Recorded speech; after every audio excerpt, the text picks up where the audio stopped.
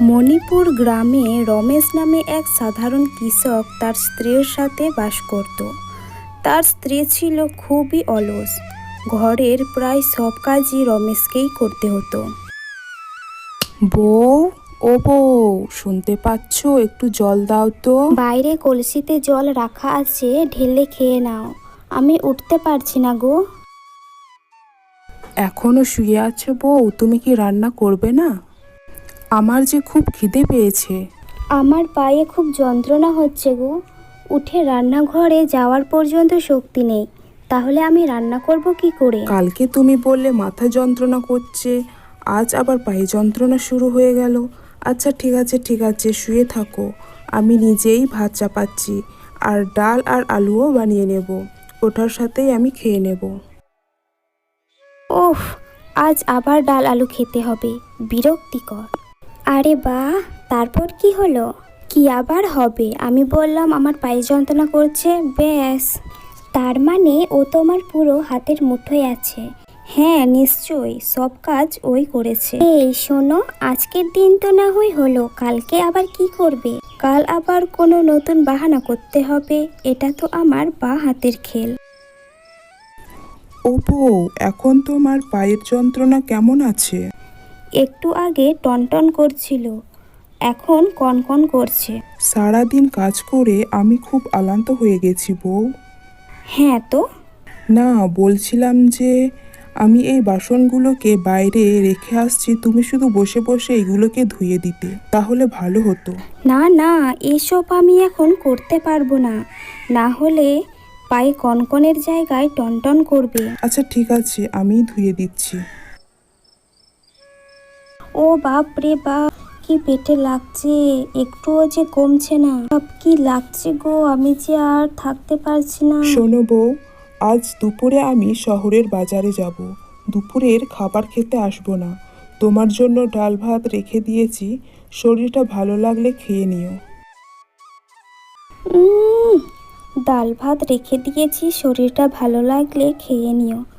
আজ তো আমি আমার জন্য মশলাদার আলুর দম বানাবো। আরে কোথায় যাচ্ছ? আরে মনিপজি, আমি তো শহরের বাজারে যাচ্ছি ধানের বীজ আনার জন্য। এত কষ্ট করে এত দূর যাওয়ার কি দরকার? কাল বিকালে আমার কাছে যেও, আমি তোমাকে ভালো জাতের ধান বীজ দেব। আর শোনো, আজ আমার ঘরে পুজো আছে, বিকালে চলে আসবে, ঠিক আছে? ঠিক আছে মনিপজি, এখন তাহলে আমি বাড়ি চলে যাই। বিকালে তোমার বৌমাকে সঙ্গে নিয়ে আসবো। আহা, কত সুন্দর সুগন্ধ আসছে। রান্না করতে করতে জিভে জল চলে এলো।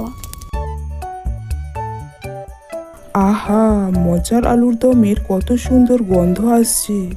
আরে, এটা তো আমার ঘর থেকেই গন্ধ আসছে।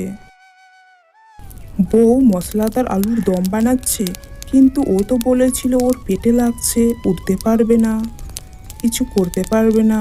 আচ্ছা, বুঝতে পেরেছি। তার মানে কাজ না করার জন্য সব মিথ্যা বলেছিল। ঠিক আছে, আমিও জানি কিভাবে তোমাকে ঘরের কাজ করাতে হয়। ওহ, আজ আসতে অনেক দেরি হয়ে গেল, তাই না? এত রাত হয়ে গেল যে, রান্না করবে কখন? ও, আমি তো বলতেই ভুলে গেছি। আজ মনিবের ঘরে পুজো ছিল। আমি ওখান থেকে লুচি, মিষ্টি, পায়েস, চাটনি সব কিছু খেয়ে এসেছি। কি? তাহলে আমার জন্য আনলে না কেন? ওহো, তুমিই তো বলেছিলে যে তোমার খুব পেটে লাগছে, তার জন্যই তো আনলাম না। ওসব খেয়ে আরও যদি তোমার শরীরটা খারাপ হয়ে যেত তাহলে? আরে পেটে ব্যথা তো সকালে হচ্ছিল। তোমার সকালে পেটে ব্যথা হচ্ছিল, তাহলে তুমি ছাতু গোলা খেয়ে শুয়ে পড়ো। হায় হায়, লুচি, মিষ্টি, পায়েস, চাটনি সব কিছু আমার হাত থেকে চলে গেল। এখন ছাতু গুলে খেতে হবে। কয় গো, কোথায় গেলে? এক কাপ চা করে দাও। চা? আরে না না, আমি চা খাওয়া ছেড়ে দিয়েছি, তুমিও ছেড়ে দাও। আজ থেকে আমরা দুজন রোজ নিম পাতার রস খাবো। কি? নিম পাতার রস কেন? আরে বাবা, এটা আমি তোমার জন্যই তো করছি। তোমার পায়ে যন্ত্রণা, মাথা যন্ত্রণা লেগেই থাকে, সব যন্ত্রণা কমে যাবে তোমার। আরে না না, এটা তো খুব তেতো, আমি খাবো না। এটা তো তোমাকে খেতেই হবে। আরে বাপরে, কি তেতো! ওয়া, ওয়া। এটা কি? এটা তুমি কি বানিয়েছো? এটা লাউ তরকারি। আজ থেকে 1 সপ্তাহ তুমি লাউ তরকারি আর ভাত খাবে। আরে না না, আমি খেতে পারবো না।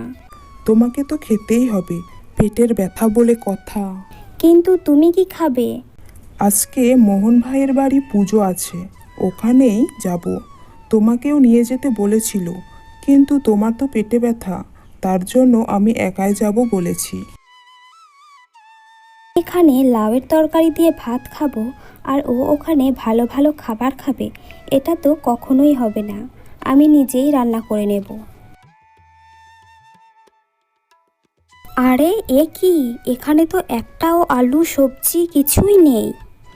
হ্যাঁ, ডিমের তরকারি করে নেব।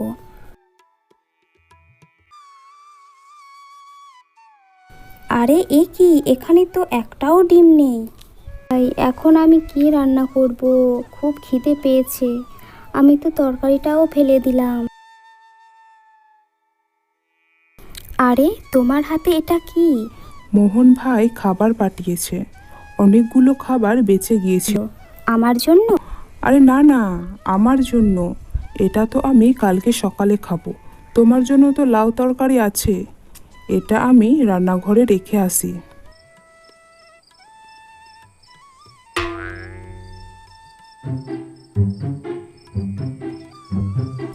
কি হলো বউ, এখনো ঘুমাওনি? আরে এটা তুমি কি করছো বউ? আরে শোনো, আমার শরীর টরীর কিচ্ছু খারাপ হয়নি। ওসব মিথ্যা ছিল, সব মিথ্যা ছিল।